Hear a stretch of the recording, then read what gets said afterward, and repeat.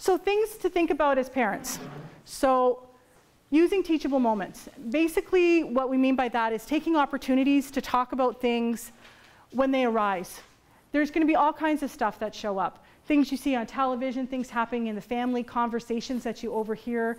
The nice thing about this age is they tend to be chatty all around you without really censoring a lot yet. So it's a good, if you happen to linger in the area, you often get a leeway, a jumping off place. So things to remember. Take advantage of your teachable moments. The car is a beautiful thing. Side by side doing a chore is another great one. Have them help you. Cutting up salad, setting the table, doing the dishes. Side by side where you don't have to look at each other sometimes is a great way to introduce or talk about something and they don't feel so self-conscious. Taking advantage of that sort of, a lot of us have drive time where we're driving from event to pick up, to drop off. And so sometimes those are opportunities to start those conversations in kind of a private, enclosed way. I'm not going to say they're captives, but you know, it's kind of a little bit.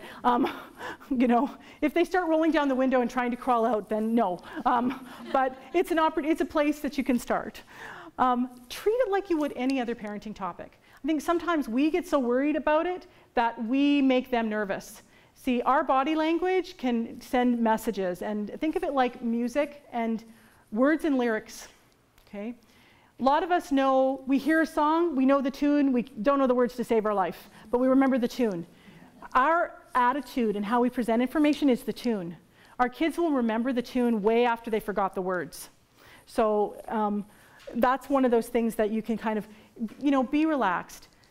Know that it's something you're comfortable with. Don't worry that you don't know everything. You know, just be consistent in your approach and try to treat it very matter-of-factly. Don't be afraid to bring up values, you know. In our family, blah, blah, blah, you know. Make sure your values have some foundation because they're going to call you on them, okay? If you're just making up random stuff, they're going to catch you, all right? So, and they figure everything out. Be honest.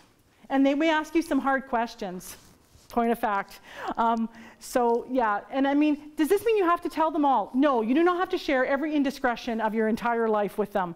But if you leave something out, say, you know what, there's some things that mommy just doesn't feel comfortable talking to you about yet, maybe when you're a little bit older. There are just some private things that maybe I don't want to share with you. I remember asking my mother questions that were very personal.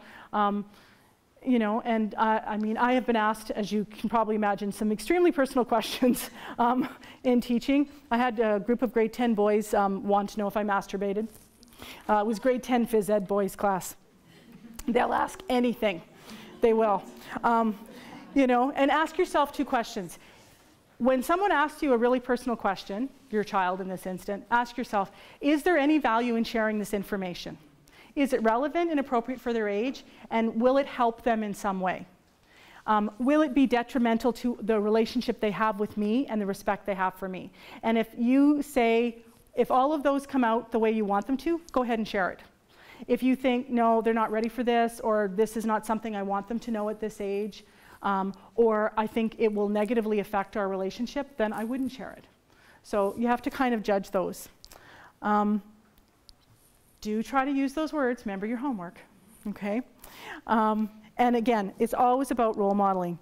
You know, I say correct words, but I want you to know when I say language, I stress it not because I'm like, you know, the vulva police.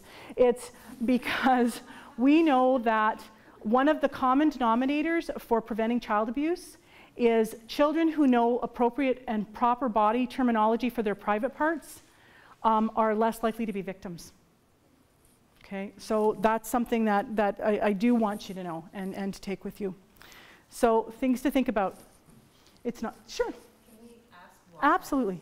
Because they've actually been able to talk about that part of their bodies? Yes, what happens is they've done a lot of research now with abusers, and one of the common denominators is secrecy. That's the biggest common denominator in abuse, trying to keep it a secret. Children who know proper terminology, it's a signal that some adult in their life is willing to talk about private issues, body parts, and so that threatens the secret that happens when someone abuses a child.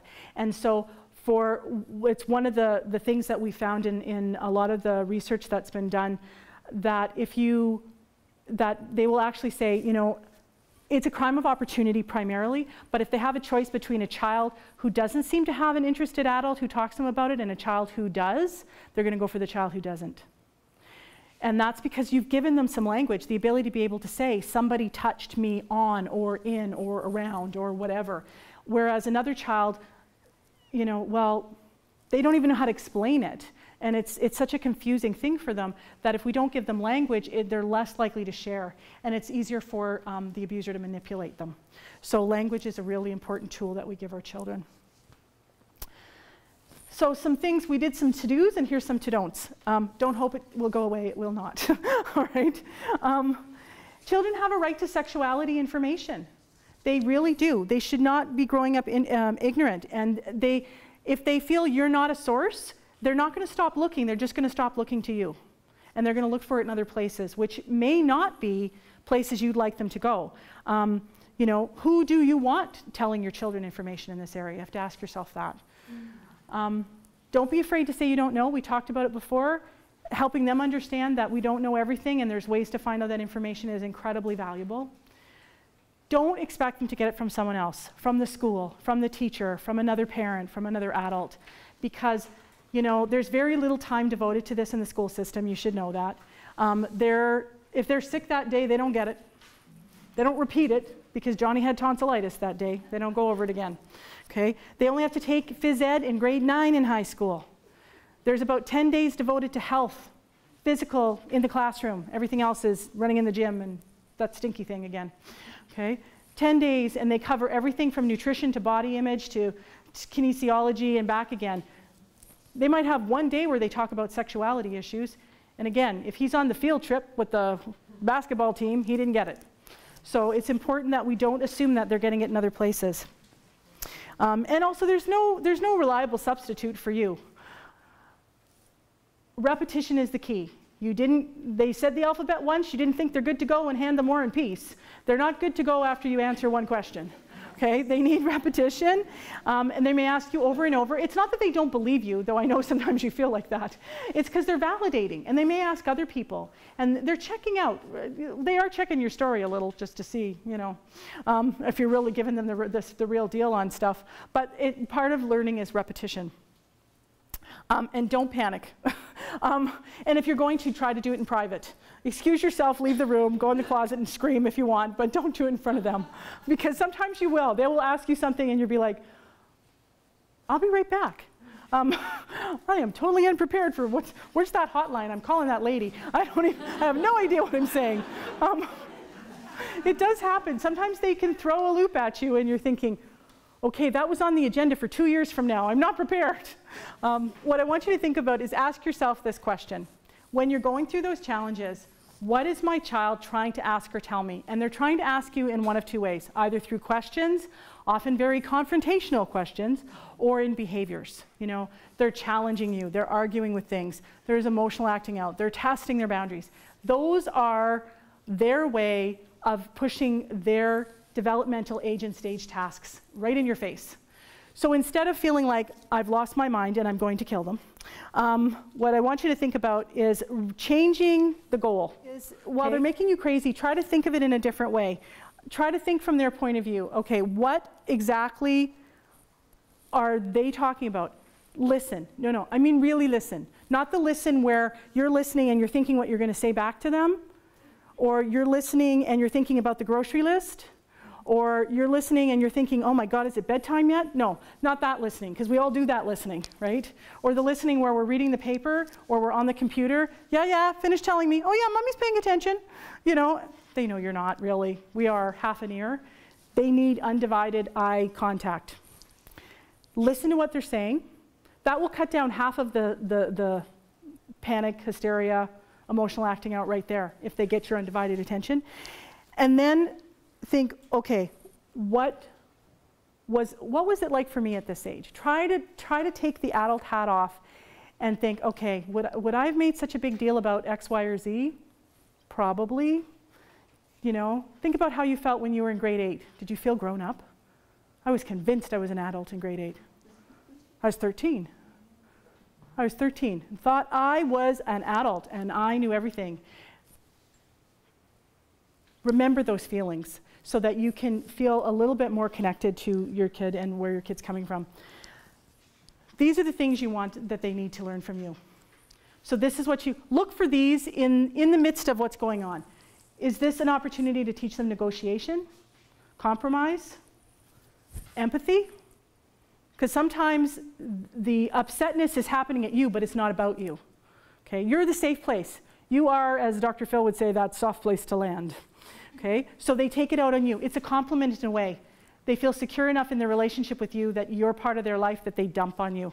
I know that sounds really backwards, but that's what it's like emotionally. They don't dump on someone they don't trust or they don't feel is going to stick around long enough to take it. So in a way, it's like, feels like a bucket of something, but take it as a flower, take it as a bouquet, okay? Is it an opportunity to teach empathy? You know, how to have healthy disagreements. You're role modeling for them, you know.